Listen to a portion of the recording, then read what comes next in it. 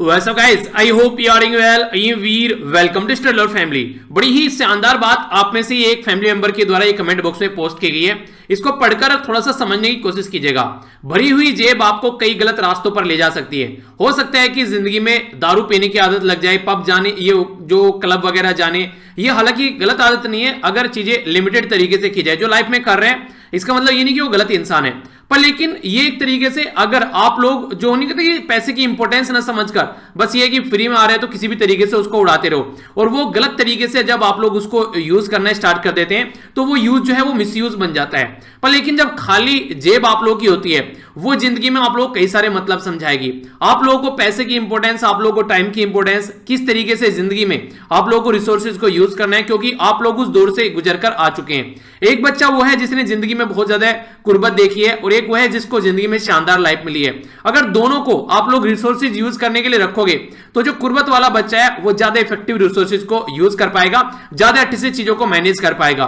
तो ये सारी चीजें आप लोग अगर लाइफ में आप लोगों को ये एक्सपीरियंस मिल रहे हैं, इनकी कोई कीमत नहीं है, तो इनको कभी भी आप लोग उस तरीके से मत आके यार मैं कैसी जगह पैदा हो गया। देखिए एंट्री कैसी भी हो पर लेकिन एग्जिट शानदार होनी चाहिए।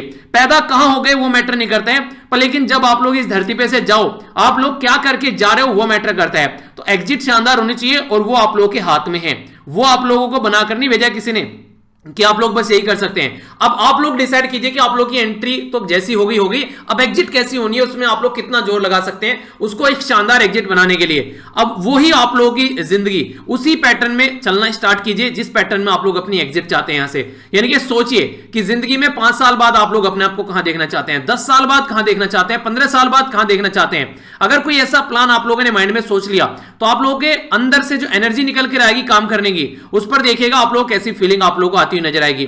आप लोगों को लगेगा नहीं यार कुछ करना है, टाइम निकलता जा रहा है। आप लोग एक बार प्लान बनाइए तो सही, उसको अपने सामने दीवार पर लगाइए तो सही, फिर देखिए आप लोग कैसे काम करना स्टार्ट करते हो। वरना जिंदगी आ रही है और जा रही है, किसी का कुछ नहीं चेंज हो रहा है। जो रियलिटी में चाह रहा है चेंज करना, वो उसको प्रॉपर वे में समझकर, वो नहीं कहते कि अपने दिल में छापकर, दिमाग में छापकर तब काम करना स्टार्ट कर रहा है, और वहीं से ही डेडिकेशन निकल कर आ रहा है।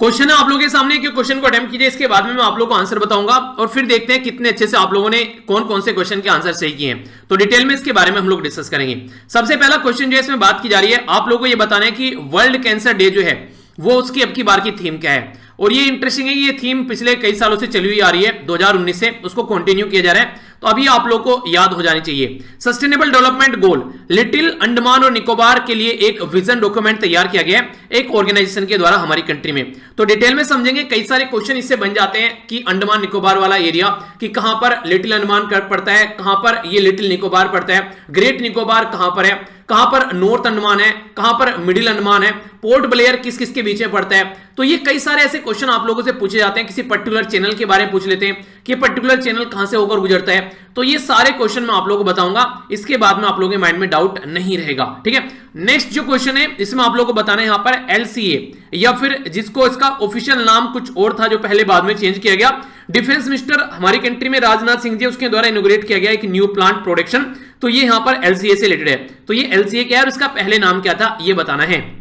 पीटीआर, केरला के अंदर यहां पर क्या किया जा रहा है, एक पर्टिकुलर ये एरिया है जिसकी फुल फॉर्म आप लोगों को बतानी है। यहां पे एक टाइगर है, टाइगर का बच्चा है बेसिकली। आप लोग देखिए कितनी एक बड़ी ही अनफॉर्चुनेट कंडीशन बोल सकते हैं। टाइगर के बच्चे को यह सिखाया जा रहा है कि नेचुरली उसको अपना शिकार कैसे करना है। यानी कि आज की डेट में कंडीशन ऐसी बन चुकी है कि टाइगर जो है कुत्तों वाली जिंदगी जी रहे हैं, जिस तरीके से पिंजरे में रखा जा रहा है और वो सारी चीजें, तो उनको समझ में ही नहीं आ रहा है कि शिकार कैसे करना है। तो उनको नेचुरली हंट करना सिखाया जा रहा है, शिकार करना सिखाया जा रहा है। समझ रहे हैं आप लोग क्या कंडीशन आ गई है। तो ऐसी दुनिया में हम लोग रह रहे हैं। ये जो पर्टिकुलर एरिया है इसमें 2 रिवर होकर गुजरती हैं, उन दोनों रिवर के नाम भी आप लोगों को बताने हैं। इंपॉर्टेंट है, दोनों रिवर पता होना चाहिए। हमारी कंट्री में कौन सी ऐसी ऑर्गेनाइजेशन है जिसके द्वारा अभी यहां पर कृतज्ञा करके यहां पर एक तरीके का नेशनल लेवल का हैकाथॉन स्टार्ट किया गया। किस ऑर्गेनाइजेशन के द्वारा? कृतज्ञा। अलग अलग अगर इनको डिवाइड करेंगे तो इनकी फुल फॉर्म क्या है, ये इंटरेस्टिंग क्वेश्चन है, इसके बारे में आप लोगों को बताना है, डिटेल में डिस्कस करूंगा।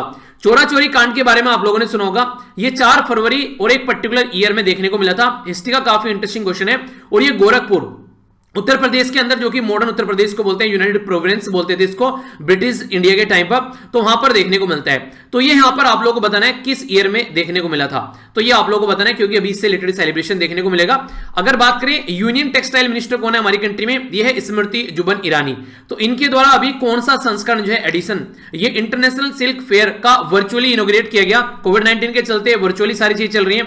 इंटरेस्टिंग क्वेश्चन ये है आप लोगों को यहां पर ये बताना है हमारी कंट्री में सिल्क के फील्ड में कितने ऐसे प्रोडक्ट है जिनको जीआई टैग मिला हुआ है, यानी कितने ऐसे सिल्क हैं जिनको जियोग्राफिकल इंडिकेशन का दर्जा हमारी कंट्री में मिला हुआ है। तो ये है प्यारा सा क्वेश्चन। तो इसका आंसर आप लोगों को देना है टोटल। आइए एक एक करके डिस्कस करते हैं ताकि आप लोगों के माइंड में एक क्लैरिटी आ सके। तो एक एक करके ढंग से देखते हैं। सबसे पहले बात करेंगे इंपॉर्टेंट डे के बारे में, और जो इंपॉर्टेंट डे है यहां पर ये बात कर रहा है किसके बारे में, ये बात कर रहा है वर्ल्ड कैंसर डे के बारे में। तो ये वर्ल्ड कैंसर डे यहां पर जो है बेसिकली कैंसर हमारी कंट्री में एक बड़ी खतरनाक बीमारी है जिसके चलते बहुत सारे लोगों की जान जाती है। तो यहां पर 4 जनवरी को वर्ल्ड कैंसर डे सेलिब्रेट किया जाता है ताकि इसके बारे में अवेयरनेस फैलाई जा सके, लोगों को एजुकेट किया जा सके। और खासकर एक तरीके से आज की डेट में अगर आप लोग बीमारी के बारे में बात करेंगे ना, तो हमारी कंट्री में जो मैक्सिमम जो बीमारी है वो लाइफस्टाइल डिजीज बन चुकी है। ओबेसिटी, मोटापा आप लोग ले लीजिए, या बहुत सारी ऐसी बीमारी है जो ओबेसिटी से साथ में फिर बढ़ती चली जाती है। कैंसर भी एक लाइफस्टाइल डिजीज में काउंट आप लोग कर सकते हैं। हमारा पैटर्न सिगरेट पीना, बीड़ी पीना, तंबाकू खाना, ये सब चीजें जब हम लोग स्टार्ट कर देते हैं तो कहीं ना कहीं डायरेक्ट इनडायरेक्ट वे में जाकर वो हमारी लाइफ से कनेक्ट हो जाता है। तो लाइफस्टाइल डिजीज में है और एक तरीके की नॉन कम्युनिकेबल डिजीज है, यानी कि जिसको हो गया उसी को रहेगा, उसी को मुबारक, किसी और को नहीं लगेगा। ठीक है, अब की बार की जो थीम है यहाँ पर, तो इसी के लिए फाइट करने की बात कर रहे हैं। देखिए, जब भी मुझे कैंसर याद आता है तो मैंने आप लोगों को बताया था कि एक फ्रेंड था, उसकी कैंसर की वजह से डेथ हुई थी। कुछ दिनों तक मैं वहां पर जो कैंसर के हॉस्पिटल में गया भी था, वहां पर जो मैंने नजारा देखा पहली बार अपनी लाइफ में, यार मतलब ऐसा लग रहा था कि क्या चल रहा है ये। हर 15 मिनट में, हर आधे घंटे में किसी की डेथ हो रही है। एक गवर्नमेंट हॉस्पिटल दिल्ली के अंदर में जहां पर मैंने नजारा देखा था, मतलब ऐसा लग रहा था कि मतलब जो जिंदगी है ना उसको कोई मतलब ही नहीं रह गया है, वो वाली फीलिंग आ रही थी वहां पर जाकर। तो इतने सारे लोग हमारी कंट्री में कैंसर के शिकार हैं आज के डेट में। जो थीम है इसका बात की जा रही है I am and I will, तो ये थीम है और फोकस यहां पर जो है वो है ऑल ऑफ, यहां बात कीजिए all of over action matter, यानी कि आप लोग अगर कोई भी एक्शन लोगे तो ये मैटर करता है। मैंने अभी इसके बारे में डिस्कस किया। अगर आपका कोई दोस्त है, कोई फ्रेंड है, अगर वो कोई उल्टी सीधी हरकतें करता है तो आप लोग उसको बता सकते हैं कि यार ये चीजें मत करो, ये चीजें हैं। और 4-5 बार अगर आप लोग उसको टोकोगे लगातार, तो एक दिन ऐसा होगा उसके माइंड में वो चीजें बैठेगी और कहीं ना कहीं उसको वो चीजें कुछ ना कुछ इंपैक्ट डालेंगे। वो काम वो करने से पहले जो भी गलत काम कर रहा होगा वो सोचेगा। तो इस तरीके से आप लोग इनको अंडरस्टैंड कर सकते हैं। तो इसलिए आपका जो भी यहां पर एक तरीके से जो एक्शन होगा वो मैटर करता है बस, लेकिन आप लोग कितने अच्छे तरीके से वो एक्शन ले रहे हैं वो डिपेंड करता है सारी चीजों के ऊपर। यहां पर आप लोग ये वेबसाइट भी देख सकते हैं, world cancer day I am I will. तो यहां पर ये जो है worldcancer.org, यहां पर जाकर भी आप लोग इसके बारे में देख सकते हैं। ठीक है, तो ये पर्टिकुलर यहां पर इसके बारे में इंफॉर्मेशन दे रखी है। तो अगर चाहें तो आप लोग जाकर सर्च कर इसके बारे में और डिटेल में अगर कुछ पढ़ना चाहते हैं तो आप लोग यहां से इंफॉर्मेशन ले सकते हैं। ठीक है, नेक्स्ट यहां पर जो इंपॉर्टेंट बात की जा रही है international day of human fertility, यानी कि जो ह्यूमन होता है उसके साथ में भाईचारे की, बंधुत्व की जो भावना है उसको कैसे हम लोग बढ़ा सकते हैं। ये भी एक बहुत अच्छा तरीका है यहां पर कि आप लोग आगे चलकर अगर लाइफ को एक सही डायरेक्शन दे पाएंगे। तो एक तरीके से आप लोग अगर किसी के साथ में मिलते हैं, मान लीजिए आपने किसी को बोला कि वो लाइफ में कुछ करना चाहता है, आप लोगों ने उसको सजेशन दिया और सजेशन उसने मान लिया और लाइफ में वो कुछ बन गया, तो इनडायरेक्ट वे में समझिए कि वो जिंदगी भर आपको याद रखेगा कि यार इस इंसान ने ना मुझे ये वाली बात बताई थी जिसकी वजह से मेरी लाइफ में ये वाला इंपैक्ट पड़ा।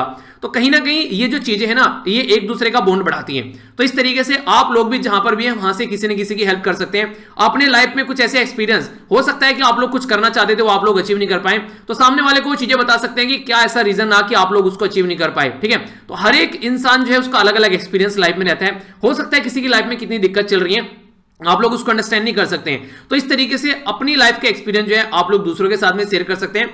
हो सकता है किसी को कुछ ना कुछ उससे फायदा हो जाए। तो इंटरनेशनल डे ऑफ ह्यूमैनिटेरियन जो ह्यूमन फर्टिलिटी है वो यहां पर बात करिए कि 4 जनवरी को सेलिब्रेट किया जाता है, प्रमोट करने के यहां पर इंटर रिलीजियस और जो यहां पर एक तरीके से इंटर कल्चर जो है यहां पर डायलॉग, यानी कि हर एक रिलीजन के साथ में मिलकर एक दूसरे के साथ में काम कर रहे हैं। और कल्चर को भी ऐसा नहीं कि एक कल्चर के लोग अलग फिर रहे हैं दूसरे के अलग फिर रहे हैं, सब मिलकर काम करें आपस में मिलकर। ठीक है, तो इसके चलते यहां पर ये बेसिकली तभी हम लोग चीजों को अंडरस्टैंड कर पाएंगे। और हमारी कंट्री से बेस्ट उदाहरण कोई हो ही नहीं सकता है। सारे रिलीजन, सारी कास्ट, सारे रीजन हमारी कंट्री में, हर तरीके के मौसम आप लोगों को देखने को मिल जाएंगे। हमारी कंट्री में रेगिस्तान भी है और हमारी कंट्री में बर्फ भी पड़ती है। हमारी कंट्री में नदियां भी, हमारी कंट्री में सूखा भी आप लोगों को देखने को मिलेगा। हमारी कंट्री में हर एक धर्म के लोग आप लोगों को मिल जाएंगे। तो इस तरीके से अगर कोई धरती पर कोई स्वर्ग है तो वो यही है, वो यही है, वो यही है। ठीक है, बस आप लोग उसका एंजॉय नहीं करना जान रहे हैं। तो इसी के बारे में यहां पर बात की जा रही है। तो उसी को प्रमोट करने की कल्चर, रिलीजियस टॉलरेंस, अंडरस्टैंडिंग और डायलॉग, इनके सबको मिलाकर कैसे हम लोग भाईचारा बढ़ा सकते हैं, यानी कि एक दूसरे के साथ मिलना, एक दूसरे के कल्चर को समझना। ऐसा नहीं है कि एक रिलीजन के दूसरे रिलीजन को सेलिब्रेट मत करो, खूब सेलिब्रेट करो यार, अच्छे से एंजॉय करो, तभी तो आप लोग सारी चीजों को ढंग से एंजॉय कर पाओगे। तो इसका मतलब ये कि सारी चीजें आप लोग को एंजॉय करके आगे बढ़नी है, ठीक है। तो ये था डे। आइए अब आगे बढ़ते हैं, एक नेशनल न्यूज के बारे में आप लोगों से बात करूंगा। ये जो नेशनल न्यूज है ये बात की जा रही है अंडमान निकोबार के बारे में। अंडमान निकोबार को बेसिकली उसको किस तरीके से और ज्यादा सस्टेनेबल बना सकते हैं। आप लोगों ने सिंगापुर के बारे में सुना है, सिंगापुर के बारे में सुन के आता है वाओ कितनी अच्छी जगह होगी यार, घूमने चलना चाहिए क्या, लेकिन आप लोगों ने सुना है कि एक तरीके से अगर अपनी कंट्री को आप लोग ढंग से देखोगे कितने सिंगापुर हम लोग बना सकते हैं। सिंगापुर एक थोड़ा सा एरिया है, कोस्टल एरिया, अगर आप लोग उसका देखोगे, पर लेकिन हमारी कंट्री में ऐसे टोटल मिलाकर 9 राज्य ऐसे हैं जिनको हम लोग सिंगापुर के तरीके से डेवलप कर सकते हैं, जो कोस्टल एरिया में है। तो दुनिया भर के सिंगापुर हम लोग अपनी कंट्री बना सकते हैं।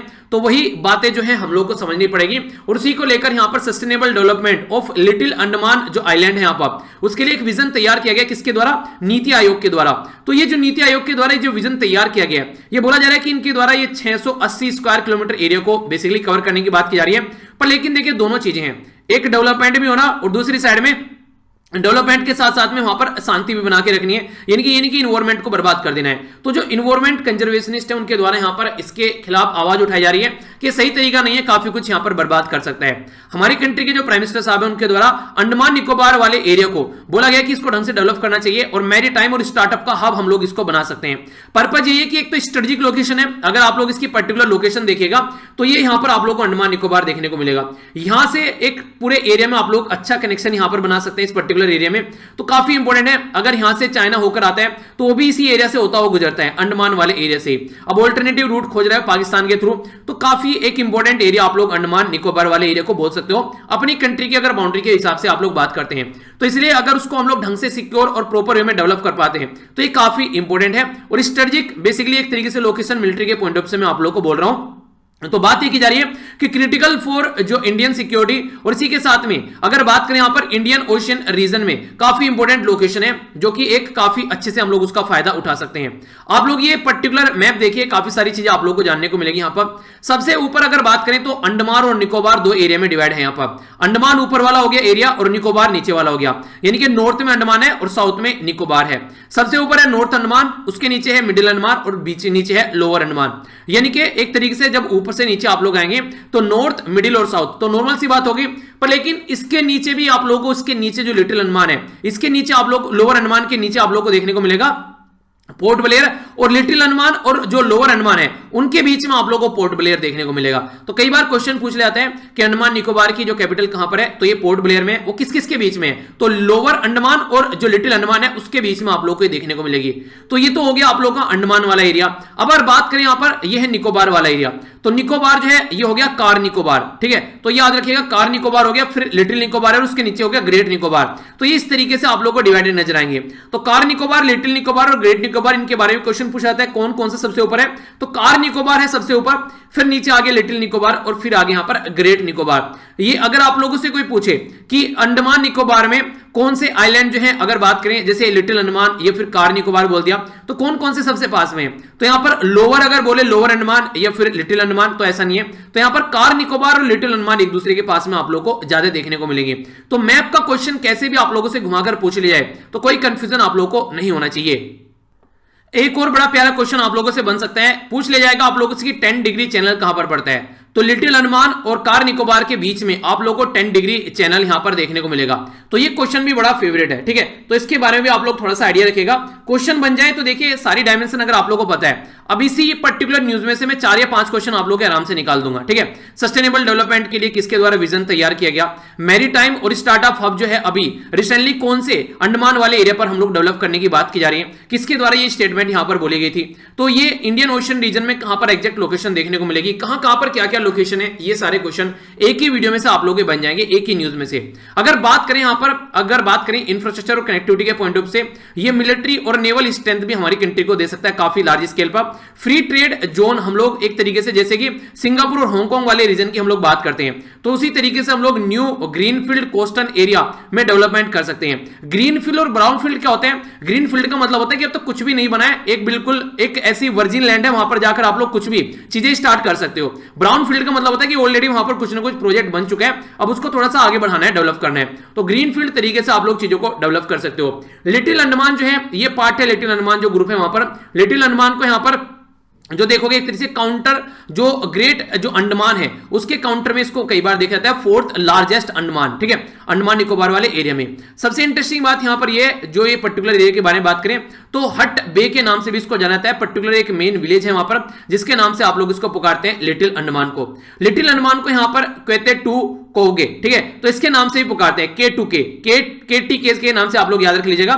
ये तो वेल नोन नाम है इसका जो हटबे के नाम से जानते हैं, पर लेकिन ये वाला नाम ज्यादा जाना पहचाना नहीं है। तो अगर आप लोगों से ये भी पूछ लिया है, क्योंकि एग्जामिनर आजकल बड़े ही चतुर प्राणी हो गए, वो आप लोगों से ऐसे क्वेश्चन पूछते हैं जो ज्यादा फैमिलियर नहीं रहते हैं, तो आप लोग फिर कंफ्यूज आ जाते हैं, आप लोगों को लगता है पता नहीं कहां से क्वेश्चन आ गया, तो भाई साहब यहां से क्वेश्चन आ गया, ठीक है। अगर आगे बात करें 120 किलोमीटर जो बेसिकली जो डिस्टेंस है 120 kilometre by sea, capital town जो पोर्ट ब्लेयर से आप लोग इसकी देखने को मिलती है, ठीक है, तो ये काफी इंपोर्टेंट है। तो डिस्टेंस है यहां पर ये सी थ्रू कैपिटल टाउन 120 किलोमीटर। अगर बात करें ट्राइबल जो रिजर्व है यहां पर ये, ठीक है, जो आप लोगों को देखने को मिलेगा, तो ये नियर 1957 के करीब यहां पर इसको इस कैटेगरी में रखा गया। तो ये एक तरीके से जो आइलैंड है तो इसके बारे में बात की जा रही है। इसी के साथ में ये होम है यहां पर जो ओंगे ट्राइब है उनके बारे में आप याद रखिएगा। और यहां पर जो पर्टिकुलर एरिया है ये ऐसा नहीं है कि बस यहां पर आप लोगों को अंडमानी देखने को मिलेंगे, आप लोग यहां पर बंगाली, तमिल, तेलुगु और रांची कम्युनिटी भी आप लोगों को यहां पर देखने को मिलेगी। तो ये पर्टिकुलर लिटिल अंडमान के बारे में बात की। तो दर्शन करने का फिर से मन आप लोगों का हो गया होगा लिटिल अंडमान का, तो ये है लिटिल अंडमान जिसके बारे में आप लोगों से बातें कर रहा था, ठीक है। तो इसके बारे में याद रखिएगा। तो पोर्ट ब्लेयर से जो है लगभग 120 किलोमीटर की इसकी डिस्टेंस बताई जा रही है, ठीक है। तो यहां से आप लोग देखते हैं ये पर्टिकुलर ये है यहां पर 120 किलोमीटर, ओके। तो ये है न्यूज। आइए अब आगे बढ़ते हैं। डिफेंस के बारे में न्यूज है हमारी कंट्री से। डिफेंस के बारे में अगर जो न्यूज निकल के आती है वो आप लोग के जैसे असिस्टेंट कमांडेंट जो भी आप लोग डिफेंस रिलेटेड एग्जाम की तैयारी करते हैं वहां पर आप लोगों से क्वेश्चन पूछा जा सकता है। बात की जा रही है LCA के बारे में, जिसको बोलते हैं लाइट कम्बैट एयरक्राफ्ट। कम्बैट मतलब लड़ाई के लिए बेसिकली जो यूज की जाने वाली चीजें होती हैं। तो यहां पर डिफेंस मिनिस्टर जो है हमारी कंट्री के राजनाथ सिंह साहब, उनके द्वारा एक न्यू प्लांट प्रोडक्शन की बात की जा रही है लाइट कम्बैट एयरक्राफ्ट के लिए। तो यहां पर जो प्लांट है यहां पर ये कहां पर इनोग्रेट किया जा रहा है, तो यहां पर ये इनोग्रेट किया जा रहा है हिंदुस्तान एरोनॉटिकल लिमिटेड इन बेंगलोर में, जो कि कर्नाटक की कैपिटल भी है। अगर इंडिया के बारे में बात करें तो हमारी कंट्री के द्वारा इंडिजिनियसली डेवलप है ये। इंडिजिनियसली मतलब हमारे ही द्वारा यहां पर काम किया गया कंप्लीटली, किसी के द्वारा इसमें हेल्प नहीं की गई है। तो हिंदुस्तान जो एरोनॉटिक्स लिमिटेड है उसके द्वारा अगर बात करेंगे आप लोग तो ये यहां पर 48,000 ये बेसिकली 48,000 करोड़ रुपए यहां पर इसमें ये इसके लिए यहां पर खर्च करने की बात की जा रही है। और बिगेस्ट इंडिजिनस डिफेंस जो एक तरीके से प्रोक्योरमेंट आप लोग बोल सकते हैं, जो कि हमारी कंट्री की खुद की जो इंडस्ट्री को भी ये काफी ज्यादा एक बुस्तब देने वाला है। तो ये काफी इंपॉर्टेंट आप लोग न्यूज बोल सकते हो। कुछ और प्यारी प्यारी सी इंफॉर्मेशन है आप लोगों के सामने बात की जा रही है लाइट कम्बैट एयरक्राफ्ट के बारे में। अगर बात करते हैं तो इंडिया यहां पर जो टारगेट है कि 1.75 लाख करोड़ हम लोग डिफेंस मैन्युफैक्चरिंग करने वाले हैं सून अपनी ही कंट्री में। इससे क्या होगा, बाहर की कंट्री के ऊपर डिपेंडेंसी हमारी कम होती नजर आएगी। और इंडिया में फर्स्ट टाइम जो प्राइवेट प्लेयर है वो हैंड ज्वाइन कर रहे हैं, एक तरीके से हाथ मिला रहे हैं हमारी कंट्री में, यानी कि हमारी ही कंट्री के प्राइवेट प्लेयर सामने निकल कर आ रहे हैं कि हम लोग काम कर सकते हैं। HAL जो कि हिंदुस्तान एरोनॉटिकल लिमिटेड है उसका जो तेजस है यहां पर ये, इसके बारे में अगर आप लोग बात करते हैं तो ये सिंगल इंजन 4th जनरेशन और मल्टी रोड लाइट फाइटर है। ये डिजाइन किया गया था यहां पर DADA यानी कि एरोनॉटिक्स डेवलपमेंट एजेंसी और aircraft research and design centre के द्वारा, जो कि हिंदुस्तान एरोनॉटिक्स लिमिटेड के अंडर में आता है। ये नॉर्मली हमारी कंट्री में जब डिजाइन किया गया तो आज की डेट में अगर बात करें तो इंडियन एयरफोर्स और नेवी इसको यूज कर सकते हैं और ऑफिशियली इसको तेजस बोला गया था, ठीक है, जिसको आज के डेट में लाइट कम्बैट एयरक्राफ्ट बोलते हैं। ऑफिशियली नेम था इसका तेजस 2003 में। इसके बारे में अगर इस पिक्चर आप लोग देखना चाहते हैं तो एग्जैक्ट इसकी कुछ ऐसी पिक्चर आप लोगों को देखने को मिलेगी। जो इसकी ऊंचाई है अगर देखें तो 4.40 मीटर के करीब है। जो इसकी लेंथ है ये 13.20 मीटर के करीब आप लोगों को देखने को मिलेगी। और जो विंग है इसका ये 8.20 के मीटर के करीब इसका आप लोगों को जो स्पैन देखने को मिलेगा। एल्टीट्यूड जो है 50,000 ये फीट की ऊंचाई तक ये मार्क ये जा सकता है बेसिकली। तो ये कई सारी इसके बारे में चीजें यहां पर बताई गई है। और मेड इन इंडिया है यहां पर, इस पे आप लोग एक ठप्पा लगा सकते हैं सीधा सीधा, वो नहीं कहते मेड इन चाइना, तो मेड इन इंडिया बोल सकते हैं यहां पर इसको डायरेक्ट। तो ये काफी अच्छी है जो सुनकर भी और एक तरीके से अच्छी सी फीलिंग आती है कि हाँ हमारी ही कंट्री का माल है यार, ठीक है। नेक्स्ट इंपोर्टेंट न्यूज यहां पर निकल कर आती है राज्य से, जो कि बात की जा रही है एक पर्टिकुलर राज्य जिसका नाम है वेस्ट बंगाल। वेस्ट बंगाल अभी रिसेंटली काफी न्यूज में, क्योंकि आप लोगों को पता है जहां इलेक्शन होंगे तो वहां न्यूज आएगी। अमित शाह साहब की रैली थी वहां पर, हमारी कंट्री जो होम मिनिस्टर है उसको कैंसिल कर दिया गया। तो इनकी रैली को कैंसिल करने की वजह से एक कम्युनिटी है जिसका नाम है मथुआ। तो मथुआ कम्युनिटी के जो लोग हैं वो काफी ज्यादा फ्रस्ट्रेट हुए यहां पर कि यार ये क्या हो गया, क्योंकि उनको ये लग रहा था कि उनको कुछ फायदा होने वाला है इस रैली से। वो फायदा क्या होने वाला है उसके बारे में बात करेंगे। तो बात की जा रही है यहाँ पर, ये है मथुआ कम्युनिटी। तो जो मथुआ कम्युनिटी है यहाँ पर, ये इसके जो मेंबर हैं ये बंगाल के जो बॉर्डर एरिया है वहां पर आप लोगों को देखने को मिलेंगे। तो बॉर्डर एरिया का मतलब है कि इनके ऊपर भी कई बार एक तरीके से होने कहते हैं कि बादल मंडराते रहते हैं कि इंडियन सिटीजन किस तरीके से इनको देखा जाएगा। अगर एनआरसी के बारे में बात करें या फिर सिटीजनशिप अमेंडमेंट के बारे में एक्ट की बात करें तो ये इनको इंपैक्ट करते हैं। अगर बात करें रिलीजियस मूवमेंट के बारे में 1870 में, तो हरिचंद ठाकुर ऑफ जो यहां पर नाम सुंदरा, ये एससी फैमिली से जो निकल कर आते थे, ठीक है। तो यहां पर इस पर्टिकुलर एरिया के साथ में भी एसोसिएटेड थे, ईस्टर्न बंगाल वाली साइड में। 20th सेंचुरी में इनके जो बेटे थे सन गुरुचंद, ऑर्गेनाइज कराया गया मूवमेंट इनके द्वारा। तो मथुआ कम्युनिटी जो है वो मथुआ फेडरेशन के लिए भी स्टेब्लिश की गई थी 1915 में। यानी कि काफी बड़ा रोल इनके द्वारा, काफी बड़ा तो नहीं बोल सकते, हाँ एक रोल प्ले किया गया हमारी कंट्री में पास्ट में इनके द्वारा। मथुआ जो कम्युनिटी है ये सेकंड लार्जेस्ट एससी, ये यानी कि शेड्यूल कास्ट कम्युनिटी है हमारी कंट्री में, वेस्ट बंगाल के अंदर। नंबर में बात करें तो लगभग 17% स्टेट में इलेक्टोरल इनके हाथ में है। तो मथुआ कम्युनिटी डिमांड कर रही है अमेंडमेंट करने के लिए जो सिटीजनशिप एक्ट है 2003 का, ताकि जो भी रिफ्यूजी हैं उनको भी सिटीजनशिप यहां पर मिल सके। और ये बोल रहे हैं कि यहां पर जो एनआरसी है, एनआरसी जो नेशनल रजिस्टर ऑफ सिटीजन जो हमारी कंट्री में लाया जा रहा था, ठीक है, उससे इनको इनसिक्योरिटी फील हो रही थी, तो उसको हटाने की ये बात कर रहे थे। इसी के चलते यहां पर जो सीसीए के बारे में बात की जाए, सिटीजनशिप अमेंडमेंट एक्ट, उसके बारे में बात करें तो उसको भी लेकर ये काफी ज्यादा एक तरीके से चिंतित, मतलब एक तरीके से सक्रिय थे कि हाँ इसको कैसे लेकर चलना है। तो ये इसीलिए यहां पर अपसेट होकर उनको लग रहा था कि कुछ ना कुछ इनके फायदे की बात यहां पर की जाएगी। तो अभी रिसेंटली रैली जो थी वो काफी इंपोर्टेंट थी। जो मथुआज कम्युनिटी है उनको लग रहा था कि कुछ ना कुछ एश्योरेंस उनको मिलेगा जब हमारी कंट्री के जो होम मिनिस्टर साहब हैं वो यहां पर आएंगे। तो उसको लेकर इनको काफी एक्सपेक्टेशन थी, पर उनकी एक्सपेक्टेशन जो है वो धूलमित हो गई। फिलहाल इनकी रैली जैसे ही कैंसिल हुई, ठीक है। तो वेस्ट बंगाल हमारी कंट्री में जो राज्य है, यहां पर एग्जैक्ट लोकेशन आप लोग देखते हैं, जो कि उड़ीसा, झारखंड और बिहार के साथ में तो यहां पर टच करता है। 3 राज्य तो ये हो गए। एक राज्य हो गया ऊपर सिक्किम, देखिए सिक्किम को भी टच करता है, कंफ्यूज मत होइएगा। और इधर जब आप लोग जाएंगे तो आसाम को टच करता है। तो टोटल मिलाकर 5 ऐसे राज्य हमारी कंट्री में जो वेस्ट बंगाल को टच करते हैं। और इंपॉर्टेंट बात ये नहीं है, इंपॉर्टेंट बात ये है वेस्ट बंगाल एक ऐसा राज्य है जिसको 3 इंटरनेशनल बाउंड्री टच करती है, एक बांग्लादेश, एक भूटान और एक हो गया नेपाल। तो 3 इंटरनेशनल बाउंड्री वेस्ट बंगाल को टच करती है। तो ये भी एक पर्टिकुलर इंपॉर्टेंट क्वेश्चन आप लोगों से बन सकता है एग्जाम में। कुछ और बेसिक इन्फॉर्मेशन अगर वेस्ट बंगाल के बारे में आप लोगों को बताऊं तो मैंने अभी दिखा है यहां पर एग्जैक्ट लोकेशन। अगर वेस्ट बंगाल के बारे में और बात की जाए तो जो यहां पर ये इसका एम्बलम आप लोगों को देखने को मिलेगा, मोटो है सत्यमेव जयते, ट्रुथ अलोन ट्रम्प, ठीक है। अगर बात करें मैमल के बारे में तो यहां पर फिशिंग कैट देखने को मिलेगी। बर्ड चिड़िया के बारे में व्हाइट थ्रोट किंगफिशर देखने को मिलेगा। फिश जो आइलिस हो गया। फ्लोर जो हो गया नाइट फ्लोरिंग जैस्मीन। ट्री जो हो गया यहां पर ये है चैटिम ट्री, ठीक है। बाकी अगर बात करें स्टैब्लिश किया गया था 1950 में, कैपिटल कोलकाता है, डिस्ट्रिक्ट टोटल 23 है इसके अंदर में। ये आप लोगों को जो इंटरेस्टिंग बात अगर देखेंगे तो जैसे लोकल एरिया से अगर आप लोग आते हैं तो ये क्वेश्चन आप लोग याद रखते हैं। गवर्नर जो है यहाँ पर ये जगदीश धनखड़ है। अगर चीफ मिनिस्टर के बारे में तो बात करें तो आप लोगों को बताने की जरूरत है नहीं आज के डेट में कौन है। लेजिस्लेटिव जो लेजिस्लेचर है यहाँ पर यूनिक एमरल है, यानी कि लेजिस्लेटिव काउंसिल नहीं है, लेजिस्लेटिव असेंबली है ओनली। और 294 सीट आप लोगों को इसके अंदर देखने को मिलेगी। पार्लियामेंट्री सीट लोकसभा की 42 है, राज्यसभा की 16 सीटें हैं और हाईकोर्ट इसका कोलकाता के अंदर में है। तो ये बेसिक इंफॉर्मेशन है इसके बारे में जो याद रख सकते हैं। कई बार हल्का फुल्का आप लोगों से अगर स्टेट की तैयारी कर रहे हैं, अच्छा कितने ऐसे फैमिली मेंबर है जो वेस्ट बंगाल से लेक्चर देखते हैं, तो आप लोग यहां पर ये आप लोगों के लिए काफी इंपॉर्टेंट है। तो खासकर अभी इलेक्शन भी है तो इसलिए ये नेशनल लेवल की भी न्यूज आप लोगों से बन सकती है, ठीक है। तो दोनों तरीके से याद रखिएगा। काफी डिटेल में बहुत इंपॉर्टेंट न्यूज है और बहुत सारे क्वेश्चन आप लोगों के लिए बन सकते हैं, तो काफी अच्छे से इसको डिस्कस करने वाला हूं। 15th फाइनेंस कमीशन के बारे में बात की जा रही है। 15वां फाइनेंस कमीशन हमारी कंट्री में जो एनके सिंह जी की अध्यक्षता में बनाया गया था, उसके द्वारा रिसेंटली अपनी जो रिपोर्ट सबमिट की गई थी, कई सारी चीजें यहां पर गवर्नमेंट के द्वारा एक्सेप्ट कर ली गई हैं। तो ये इसके बारे में हम लोग बात करेंगे। स्टार्ट हो रहा है 2021-22 से लेकर और 25-26 तक इसका टाइम ड्यूरेशन चलने वाला है। सबसे पहले तो इसके द्वारा रिकमेंड किया गया कि जो स्टेट को शेयर मिलना चाहिए वो 41% शेयर मिलना चाहिए। आप लोगों को याद होगा वाईवी रेड्डी साहब का जब फाइनेंस कमीशन बनाया गया था, उसको हम लोग बोलते हैं 14th फाइनेंस कमीशन। उसने बोला था कि कम से कम 42% राज्य को मिलना चाहिए, पर लेकिन हमारी कंट्री में अभी जम्मू कश्मीर राज्य से हटाकर यूनियन टेरिटरी बना दिया गया, तो ये घटाकर 40 से इसको कितना कर दिया गया, इसको कर दिया गया फिलहाल अभी घटाकर 42 से इसको कितना कर दिया गया, इसको कर दिया गया अभी 41, यानी कि 1% यहां पर घटा दिया गया। वो 1% किसके लिए जाएगा, वो 1% जाएगा हमारी कंट्री में जो नया राज्य बनाया गया, जम्मू, जो नई यूनियन टेरिटरी बनाई गया, जम्मू एंड कश्मीर और लद्दाख, ठीक है। 15th फाइनेंस कमीशन के बारे में अगर बात करें आप लोगों से, तो ये एक संवैधानिक बॉडी है जो कि डिटरमाइन करती है क्या मेथड होना चाहिए, क्या फॉर्मूला होना चाहिए, ताकि टैक्स का डिस्ट्रीब्यूशन का पता चले, सेंटर और स्टेट के बीच में टैक्स का कैसे हम लोग को डिवीजन करना है। तो ये काफी इंपॉर्टेंट है, कैसे किसको कितना पैसा मिलेगा ये यहां पर इसके द्वारा बताया जाता है। जो फाइनेंस कमीशन है तो ये पैसे का डिवीजन करता है, पैसे को बांटता है, ऐसा बोल सकते हैं आप लोग। संवैधानिक एक अरेंजमेंट यहां पर रहती है कि किस तरीके से क्या क्या जरूरतें हैं उनको पूरा किया जाएगा।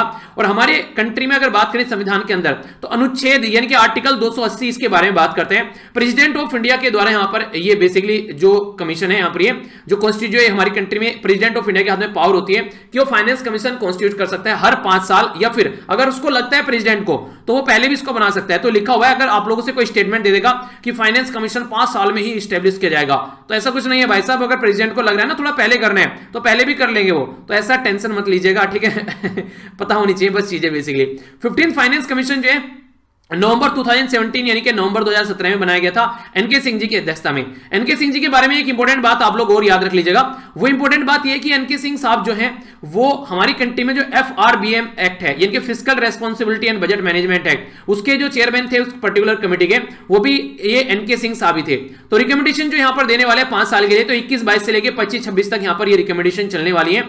तो 15th फाइनेंस कमीशन के द्वारा जो ट्रांसफर की बात की जा रही है, तो यहां पर जो डिवोल्यूशन है, जो ग्रांट है, यानी कि जो कॉन्स्टिट्यूट करेगा 34% करेगा जो ग्रोस रिवेन्यू रिसिप्ट है यूनियन के पास में, जो भी जो ग्रोस रिवेन्यू रिसिप्ट यानी कि टोटल जो पैसा आ रहा है उसके हिसाब से कैसे कैसे डिवीजन करना है, तो उसके बारे में बात की जा रही है। वर्टिकुलर जो डिवोल्यूशन है यहां पर 41%, मैंने अभी आप लोगों को बताई दिया, 41% राज्य के पास में जाने वाला है। तो ये जो रिकमेंडेशन यहां पर इनके द्वारा दी जा रही है, तो यहां पर काफी बड़ा एक फायदा पहुंचाने वाली है राज्य को आने वाले टाइम में। इसी के साथ में अगर बात करें तो आने वाले टाइम में देखिए आप लोगों को पता है अभी कोविड-19 के चलते कई सारी प्रॉब्लम देखने को मिलती है, जैसे कि अभी कई सारे डेफिसिट आप लोगों को यहां पर बढ़ते हुए नजर आ गए राज्य के भी। तो उसके लिए भी यहां पर फाइनेंस कमीशन के द्वारा रिकमेंडेशन दी गई है, जो मैंने आप लोगों को बजट वाले लेक्चर में भी बताई थी कि फिलहाल आज की डेट में यहां पर इनको एक रियायत दी गई है कि आप लोग मार्केट से पैसा उठा सकते हैं, अपने फिस्कल डेफिसिट का कितने प्रतिशत उठा सकते हैं। ये क्वेश्चन आप लोग बताइए, इंटरेस्टिंग है, 2 बार डिस्कस कर चुका हूं, हिंदू वाली वीडियो के अंदर भी और बजट वाली वीडियो के अंदर भी। ये इंपॉर्टेंट क्वेश्चन है जो आप लोगों से पूछा जा सकता है, इसको समझिए। यहां पर कंपेयर करने के लिए कई बार चीजें आ जाती हैं। अगर बात करेंगे जैसे कि अगर वेटेज किसको कितना दिया गया, किसके हिसाब से पैसा राज्यों के पास में जाएगा, तो 14th फाइनेंस कमीशन ने क्या बोला था और 15th फाइनेंस कमीशन क्या बोल रहे हैं, तो इसके बारे में आप लोग देख सकते हैं। टोटल मिलाकर 14th फाइनेंस कमीशन में इनकम डिस्ट्रीब्यूशन थी 50%, ठीक है। फॉरेस्ट को दिया गया था 7.5, एरिया वाइज किसका कितना एरिया 15% दिया गया था, पॉपुलेशन को 27.5% दिया गया था यहां पर इस पर्टिकुलर फाइनेंस कमीशन के द्वारा। पर लेकिन अगर बात करें हमारी कंट्री में जो 15th फाइनेंस कमीशन आया तो टैक्स के एफर्ट को यहां पर 2.5 दिया गया, डेमोग्राफिक जो परफॉर्मेंस है तो उसको यहां पर 12.5 दिया गया। कैसी पॉपुलेशन है, अगर किसी ने पॉपुलेशन को कंट्रोल करने में काम किया है तो उसको यहां पर हेल्प देखने को मिलेगी, अच्छी बात आप लोग बोल सकते हैं। यानी कि अगर उत्तर प्रदेश बिहार की बात करें तो इस फील्ड में उनको कम पैसा दिया जाएगा क्योंकि उन्होंने पॉपुलेशन कंट्रोल नहीं की है। पर लेकिन केरला, तमिलनाडु, आंध्र प्रदेश की बात करें तो उनको पैसा मिलने वाला है यहां से क्योंकि उन्होंने इसको कंट्रोल किया है। तो ये इंपॉर्टेंट बात है जो याद रखेगा। इनकम डिस्टेंस 45% के करीब देखने को मिलेगी। फॉरेस्ट और इकोलॉजी के लिए 10% दिया गया, जो पहले 7.5% था, याद रखना, उसको 10% कर दिया गया। ये क्वेश्चन आप लोगों से पूछा जा सकता है। एरिया वाइज 15 का 15 ही है और बाकी पॉपुलेशन का यहां से कट गया क्योंकि आप लोगों को पता है डेमोग्राफिक परफॉर्मेंस को 12.5 दे दिया गया है। तो 15th फाइनेंस कमीशन को ज्यादा प्रोडक्टिव बताया जा रहा है एज कंपेयर टू अगर 14th फाइनेंस कमीशन के हिसाब से आप लोग बात देखेंगे, ज्यादा बेहतरीन तरीके से सोसाइटी को समझ पा रहे हैं और ज्यादा अच्छा सोसाइटी में डिवीजन देखने को आप लोगों को मिल रहा है। कुछ लोगों से आप लोगों को अवगत करा देता हूं यहां पर, अगर 15th फाइनेंस कमीशन के बारे में आप लोग यहां पर बात करते हैं कि कौन कौन यहां पर क्या क्या है, इनके बारे में थोड़ा सा आप लोग समझ सकते हैं। देख लेते हैं एक एक कर। एनके सिंह साहब जो है वो चेयरमैन है, सेक्रेटरी है अरविंद मेहता। अगर बात करें शक्तिकांत दास जो है हमारी कंट्री के जो फॉर्मर सेक्रेटरी रह चुके हैं और फिलहाल रिजर्व बैंक ऑफ इंडिया के गवर्नर हैं, ये मेंबर हैं। अनूप सिंह जो है यहाँ पर ये प्रोफेसर है, यहाँ पर ये पर्टिकुलर ये भी इसका पार्ट है। रमेश चंद है यहाँ पर, ये नीति आयोग के मेंबर हैं। अशोक लहरी जो है चेयरमैन है यहाँ पर, नॉन एग्जीक्यूटिव पार्ट जो बंधन बैंक के, तो ये सारे इसके मेंबर है। 4 मेंबर हैं, बाकी ये 2 मैंने आप लोगों को बता दिए। कोई याद रखो या ना रखो, एनके सिंह साहब का नाम आप लोगों को जरूर याद रखना है क्योंकि ये जो है 15th फाइनेंस कमीशन के चेयरमैन हैं। ये वही है साइड में जो मैंने भी आप लोगों को समझाया, तो दूसरी तरीके से यहां पर दिखाया गया, तो इसको भी आप लोग देखते हैं। बाकी सेंटर क्या चाहता है, सेंटर चाहते हैं कि 42% जो दिया जा रहा है उसको थोड़ा घटाया जाए। अपोजिशन क्या बोल रही है, अपोजिशन बोल रही है 50% तक इसको लेकर जाओ। और बाकी टेंशन क्या है, सेंटर ये कह रहा है कि यार ऑलरेडी हम लोग सेंट्रल स्पॉन्सर्ड स्कीम में खर्च कर रहे हैं, तो इतना पैसा क्यों दिया जा रहा है। या तो हम लोग सेंटर की जो स्टेट स्पॉन्सर्ड स्कीम है उनको कम करेंगे, जो सेंट्रल स्पॉन्सर्ड स्कीम है। स्पॉन्सर्ड स्कीम का मतलब क्या होता है कि सेंटर को पैसा देना पड़ रहा है स्टेट को, तो यहां पर उनमें ही पैसा जा रहा है। यहां से आप लोग 42% ऑलरेडी दे चुके हैं, तो इसलिए सेंटर ये तरीके की स्कीम में यहां पर कम करता हुआ जा रहा है, ठीक है। तो डिवीजन जो पूल है जो मैंने भी आप लोगों को बताया, पहले जो था यहां पर ये 11वें फाइनेंस कमीशन के द्वारा बोला गया था कि लगभग 29.5% आप लोगों को शेयर करना चाहिए। 12वें के द्वारा 30.5 कर दिया, 13वें के द्वारा इसको 42% कर दिया, 13वें के द्वारा इसको 32% किया गया, 14वें फाइनेंस के द्वारा इसको 42% कर दिया गया, और फिलहाल जो 15 फाइनेंस कमीशन है उसने राज्य का 41% कर दिया। हालांकि इसने चेंज कुछ नहीं किया क्योंकि एक राज्य ही चेंज हो गया, तो इसमें इसकी कोई गलती नहीं है, ठीक है। तो यहां पर ये वही इंपॉर्टेंट क्वेश्चन है जो डायरेक्ट आप लोगों से एग्जाम में पूछ ले जाएंगे, और आप लोग बोलेंगे यार क्वेश्चन कहां से बन गया, तो भाई साहब यहां से बन गया। तो इसलिए थोड़ा सा ध्यान से सुन लो न्यूज को, तो बल्ले बल्ले है तो फिर बल्ले बल्ले कर ले जो कर ले, एंजॉय कर ले, ठीक है। तो अच्छे से एंजॉय करो यार, पढ़ाई एक ऐसी चीज है जितना मजा लेके आप लोग पढ़ोगे ना तो पढ़ने में मजा आएगा आप लोगों को, और आप लोगों को जो चीजें मैं बोल रहा हूँ वो सुनने में इंटरेस्टिंग लगेगी। पर लेकिन अगर बोलोगे यार लेक्चर आ गया है ये भी एक काम करना है, तो फिर तो हो चुके काम जैसे दूसरे काम होते हैं, ठीक है। तो इसको ऐसे करो कि यार आज कुछ नया कुछ सीखने को मिलेगा क्या, थोड़ा सा ये जानकर तो देखो। 3 इडियट मूवी वाला डायलॉग, क्या किसी ने सोचा क्लास में आज कुछ नया सीखने को मिलने वाला है, या फिर बस ऐसे ही बस बैठ गए कि नहीं यार चलो कर लेते हैं, ये भी रेस्पॉन्सिबिलिटी इसको भी पूरा कर देते हैं। तो ये सोचकर तो मेरे लेक्चर में कम से कम मत आना कभी कि रेस्पॉन्सिबिलिटी पूरी करनी है, ठीक है। एंजॉय करना है और बहुत सारी चीजें आप लोगों को याद करके जानी है, समझ के जानी है, ताकि एग्जाम क्लियर आप लोग कर सके। तो फाइनल डेस्टिनेशन है आप लोगों का सिलेक्शन और एक अच्छा नागरिक बनना देश का। ओके, आगे बढ़ते हैं। पेरियार टाइगर रिजर्व के बारे में बात की जा रही है, जो क्वेश्चन भी मैंने आप लोगों से पूछा था। पीटीआर बोलते हैं भाई साहब इसको। फर्स्ट टाइम कंट्री में ये पीटीआर जो है, ये हमारी कंट्री में अगर बात करें, फर्स्ट टाइम कंट्री में पीटीआर केरला के अंदर एक ऐसा टाइगर रिजर्व बन गया है जहां पर टाइगर के बच्चों को सिखाया जा रहा है कि उसको शिकार कैसे करना है। ये बड़ा इंटरेस्टिंग लगा। जो इंसान के बच्चे उनको सिखाया जाता है चलना कैसे, चलो समझ में आता है, टाइगर का बच्चा उसको ये सिखाया जा रहा है शिकार कैसे करना है। ये काफी इंटरेस्टिंग लगा क्योंकि उनको ऐसी कंडीशन में डाल दिया इंसान ने जो सबसे खतरनाक जानवर है, कि उनको उनकी जो एक नेचुरल टेंडेंसी है वो भी फिर से उनको सिखानी पड़ रही है। पेरियार टाइगर रिजर्व जो है इद्दुकू और इसी के साथ में यहां पर यह पथानमथिट्टा, ये पर्टिकुलर एरिया है केरला के अंदर में, 2 डिस्ट्रिक्ट में आप लोगों को देखने को मिलेगा, ठीक है। तो ये जो ये पर्टिकुलर डिस्ट्रिक्ट है, ये आप लोगों को याद रखे चाहे ना रखे, पर 2 रिवर के नाम जरूर याद रखेगा। 2 रिवर इससे होती गुजरती नजर आएंगी, एक का नाम है मुल्ला, एक का नाम है यहाँ पर मुलियार, और दूसरा है पेरियार। इसलिए इसको मुल्ला पेरियार के नाम से भी कई बार जाना जाता है, दोनों को जब मिला दिया जाता है। तो इसी के साथ में अगर बात करें, वेस्टर्न घाट वाले एरिया में देखने को मिलेगा, सेंचुरी डिक्लेयर किया गया था 1950 में और टाइगर रिजर्व 1978 में। कंफ्यूजन मत होइएगा। अगर आप लोगों को ये पता है टाइगर रिजर्व हमारी अगर बताया हमारी कंट्री में टाइगर प्रोजेक्ट जो है वो 1973 में आया था, तो अगर आप लोग को ये बोल दे कि टाइगर रिजर्व डिक्लेयर किया गया था, इसको ये डिक्लेयर किया गया था बहुत पहले, ठीक है, तो थोड़ा सा आप लोग कॉमन सेंस भी वहां पर यूज कर सकते हैं। तो इसलिए ये आप लोग को पता होना चाहिए, ठीक है। पेरियार टाइगर से इसका निकालकर नाम रखा गया Periyar tiger reserve, Periyar river से निकालकर। वैसे 2 रिवर इससे होकर गुजरती हैं। 6 जो ट्राइबल कम्युनिटी नॉर्मली यहां पर आप लोगों को देखने को मिलती है। नाम याद रखने की जरूरत नहीं है, पर हल्का सा पता होना चाहिए क्योंकि ये न्यूज में है, तो बैकग्राउंड से इंफॉर्मेशन आप लोग की इस तरीके से भी इंफॉर्मेशन बन जाती है, ट्राइबल कम्युनिटी उस एरिया में कौन सी है, ठीक है ना। टाइगर रिजर्व के बारे में पूछने का मन हो तो एक नजर इनके ऊपर भी आप लोग डाल लीजिए। यहां पर बात की जा रही है, यह है मानस, दूसरा है परलियांस, तीसरा है यहां पर मलायारांस, चौथा है यहां पर माला पंडराम्स, ये है उर्लियास, और यहां पर है उलाडांस, ठीक है। तो ये पर्टिकुलर ये एरिया है ट्राइबल कम्युनिटी जो यहां पर पाई जाती है। अगर केरला से आप लोग बिलोंग करते हैं तो हल्का सा आइडिया इनके बारे में जरूर रखिएगा, पर लेकिन ये जो रिवर आप लोग को बताई गई है, ठीक है, ये रिवर जरूर याद रखिएगा अगर आप किसी भी एग्जाम की तैयारी कर रहे हैं। मुलियार और इसी के साथ में यहां पर पेरियार, ठीक है, तो ये जरूर याद रख लेना। थोड़ा सा एग्जैक्ट अगर लोकेशन आप लोग इसकी देखना चाहेंगे तो एग्जैक्ट लोकेशन आप लोग देखते हैं यहां पर, ये बेसिकली पेरियार नेशनल पार्क, ठीक है। तो यहां पर देखते हैं ये वेस्टर्न घाट में आप लोगों को देखने को मिलेगा। यहां पर एग्जैक्ट इसकी लोकेशन आप लोगों के सामने है, ठीक है। ये हो गया यहां पर इसका पर्टिकुलर एरिया। बाकी ये यहां पर जो थोड़ा कम दिख रहा होगा, वैसे ये यहां पर वो एरिया है जहां पर ये डिस्ट्रिक्ट वाइज दिखाने की कोशिश की गई है, ठीक है। थोड़ा सा और जूम करके देखोगे तो यहां पर आप लोग देखते हैं ये इस तरीके से एरिया है आप लोगों के सामने। अगर बात करें वेस्टर्न घाट के बारे में आप लोगों को मैं समझाऊं तो वेस्टर्न घाट के बारे में कई बार आप लोगों से क्वेश्चन पूछे जाते हैं। तो वेस्टर्न घाट में आप लोगों को गुजरात देखने को मिलता है, इसी के साथ में ये हो गया गुजरात हो गया, महाराष्ट्र हो गया, गोवा हो गया, कर्नाटक हो गया, केरला हो गया, और तमिलनाडु भी आप लोगों को वेस्टर्न घाट के अंदर आता है, ठीक है। तो जो फर्जाइल एरिया है काफी इंपॉर्टेंट है यहाँ पर, तो याद रखिएगा इसके बारे में, ऑलरेडी क्वेश्चन इसके द्वारा पूछे जा चुके हैं। तो यहाँ पर जो ये कोस्टल एरिया है लगभग यहाँ पर 1500 किलोमीटर का एरिया यहाँ पर ये कवर करता हुआ नजर आता है, ठीक है। तो इस तरीके से क्वेश्चन आप लोगों से पूछ लिए जाते हैं। पर्टिकुलर एरिया यहाँ पर दिख रहे हैं आप लोगों के सामने, पेरियार यहाँ पर हो गया, यहाँ पर ये, ठीक है ना, ये ऊपर हो गया अल्लामलाई, नीलगिरी हो गया, ठीक है, अगस्थमलाई यहाँ पर एग्जैक्ट नीचे देखने को मिलेगा।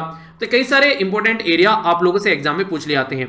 ये सारे मैप है, जैसे आप लोग यहाँ पर देखते हैं, तो नॉर्दर्न वेस्टर्न घाट आप लोग कहां पर देखने को मिल रहा है, सेंट्रल वेस्टर्न घाट कहां पर है, नीलगिरी, ये सदर्न वेस्टर्न घाट, तो ये एग्जैक्ट लोकेशन भी आप लोग को दिखा रखी है, ठीक है। इसको आप लोग कई बार कोंकण कोस्ट के नाम से भी जानते हैं, मालाबार कोस्ट नीचे वाला हो जाता है, कोरमंडल कोस्ट यहां पर इसको बोल देते हैं, और ऊपर माउथ ऑफ गंगा वाला रीजन हो गया। तो ये सारे वो एरिया हैं जो अलग अलग आप लोगों से कई बार पूछ ले जाते हैं, तो मुझे लगा कि सारे एक बार आप लोगों को बता देता हूं, फिर आप लोगों के माइंड में कोई कंफ्यूजन नहीं रहेगा। बाकी अगर आप लोग केरला से बिलोंग करते हैं तो ये यहाँ पर सिंबल है क्या क्या आप लोगों को देखने को मिल रहे हैं। जो यहाँ पर कोकोनट ट्री, ये काफी अच्छा लगता है। कोकोनट, नारियल पानी पीना किसको पसंद है। जैक फ्रूट हो गया, यहाँ पर इसको हिंदी में क्या बोलते हैं पता है आप लोगों को? कटहल, ठीक है, जो देखा होगा कटहली बोलते हैं ना, कुछ गलत बोल दिया मैंने, बताना आप लोग। बाकी है क्या बर्ड क्या फिश है आप लोग देख लेना एक बार। जो इंटरेस्टिंग है कि इलेक्शन आप लोगों को देखने को मिल रहे हैं, तो ये याद रखिएगा यूनिक एमरिकल है, यानी कि यहाँ पर 141 सीटें हैं, लेजिस्लेटिव काउंसिल नहीं है। राज्यसभा की 9, लोकसभा की 20 सीटें आप लोगों को देखने को मिलेगी।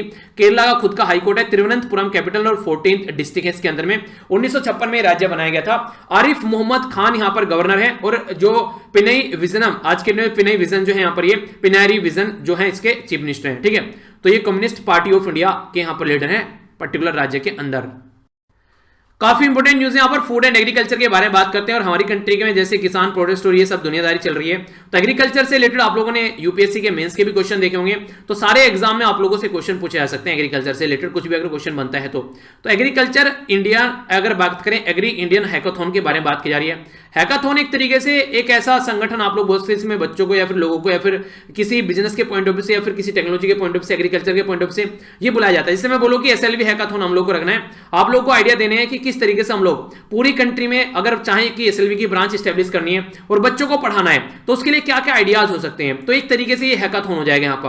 तो इन्हें कहने का मतलब ये कि कैसे हम लोग एक अच्छी एजुकेशन पूरे कंट्री में प्रोवाइड करा सकते हैं एक बेसिक मिनिमम कॉस्ट पर, ताकि सब बच्चों को एजुकेशन मिल सके।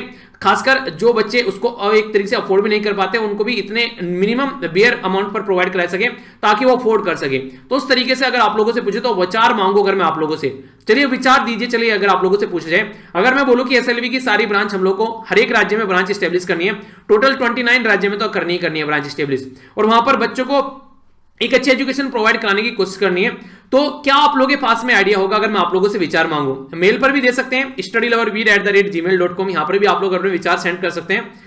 तो ये देखूंगा क्या क्या विचार आप लोगों के माइंड में आते हैं अगर इस चीज को आगे लेकर चला जाए, तो आप लोग क्या सोचते हैं। Indian council of agriculture research जो है उसके द्वारा ये कृतज्ञा करके यहाँ पर एक particular national level hackathon organise कराएगी अगस्त 2020 के महीने में, ताकि इनोवेशन एग्रीकल्चर या फिर अलाइड सेक्टर जो एग्रीकल्चर के साथ में जो दूसरे सेक्टर हैं उसमें इसको प्रमोट किया जा सके।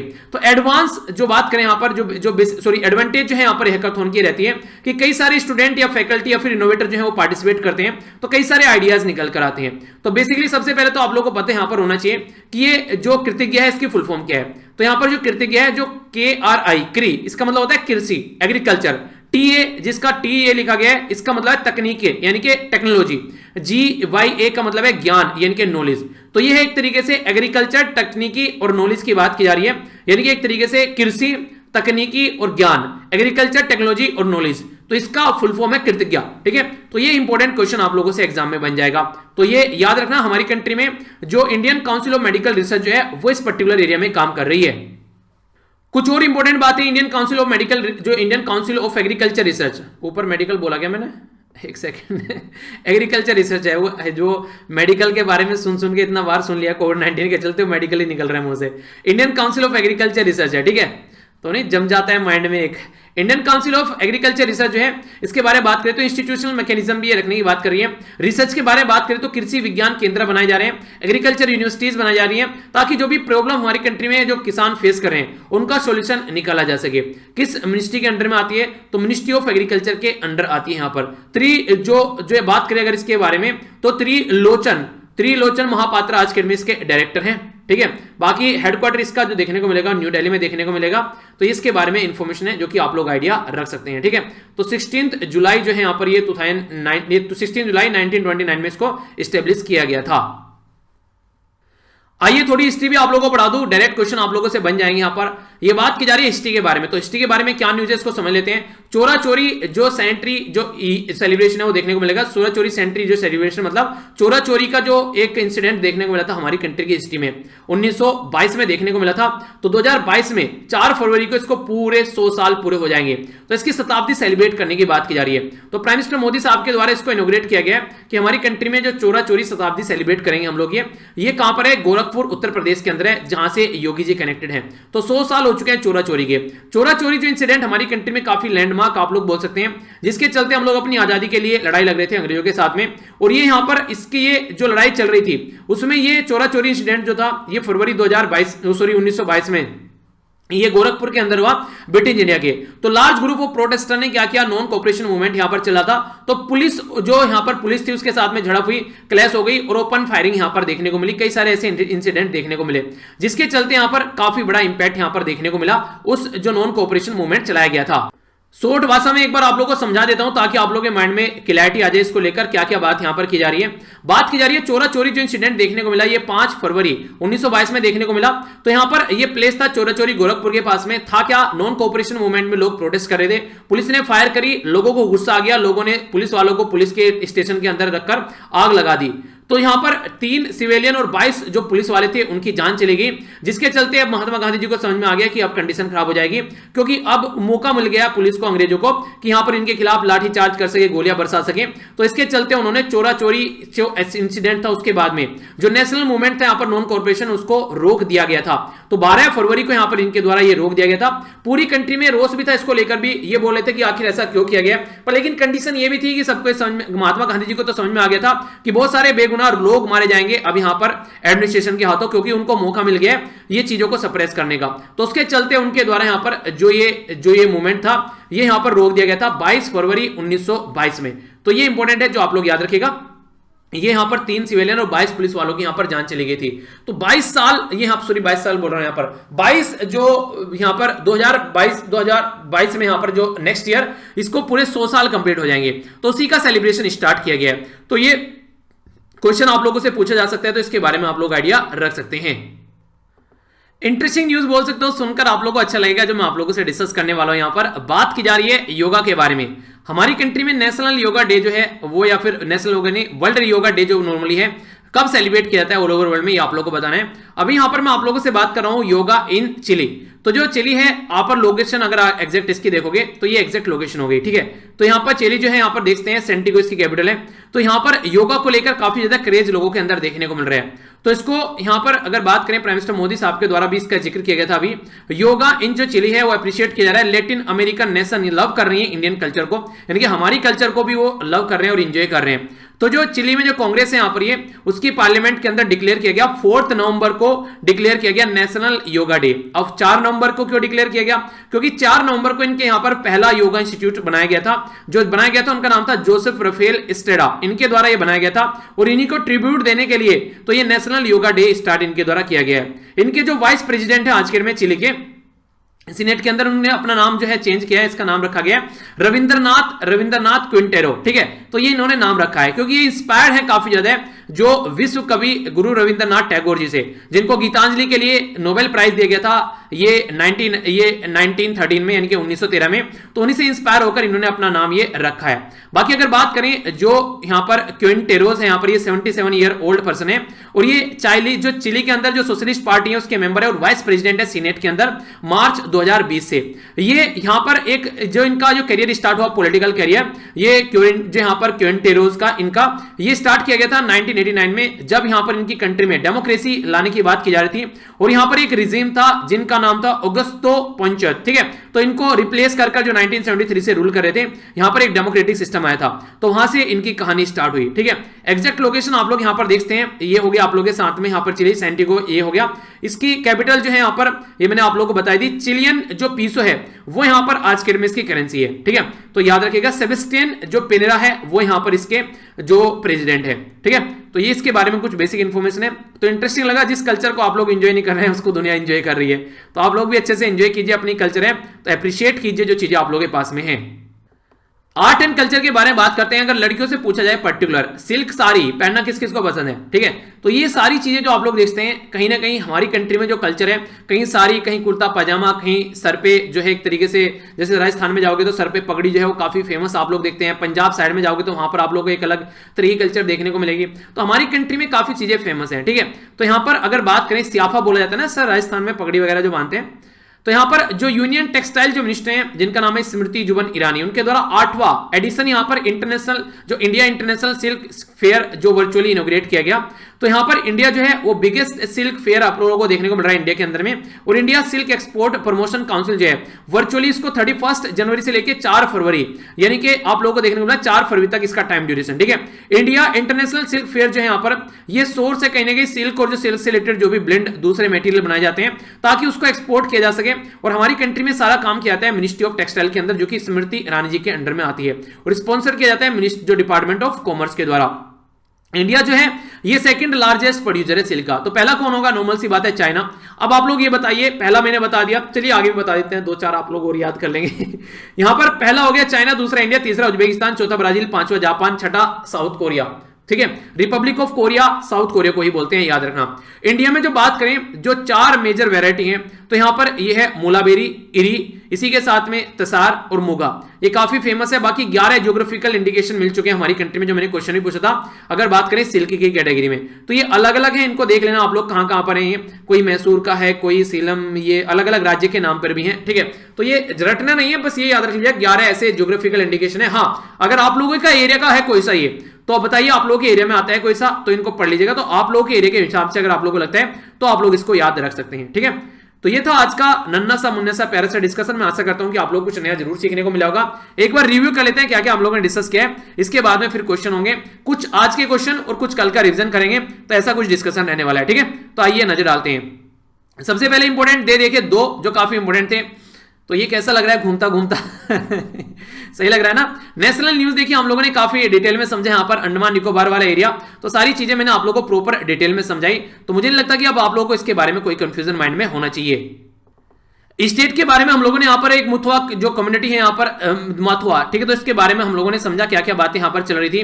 नेक्स्ट हम लोगों ने डिफेंस की न्यूज में काफी अच्छे से अपनी कंट्री में जो तेजस वगैरह है उसके बारे में जाना, तो ये भी काफी इंपॉर्टेंट था, इसके बारे में आप लोग आइडिया रख सकते हैं। नेक्स्ट हम लोगों ने यहाँ पर गवर्नेंस के बारे में बात की, और इसमें हमारी कंट्री में 15 फाइनेंस कमीशन से रिलेटेड मैंने कई सारी इंटरेस्टिंग और इंपॉर्टेंट चीजें आप लोगों को बताई जो कि आप लोग देखते हैं, ठीक है। कई सारी एक्स्ट्रा स्लाइड भी पड़ी रहती है इसमें, जो मुझे लगता है काम की ज्यादा एक तरीके से एक्सप्लेन करने वाली बात नहीं है, पर फिर भी आप लोग नजर डाल सकते हैं, तो वो भी मैं डाल देता हूं, ठीक है। इसीलिए कहता हूं कि पीडीएफ जरूर डाउनलोड कर ले करो।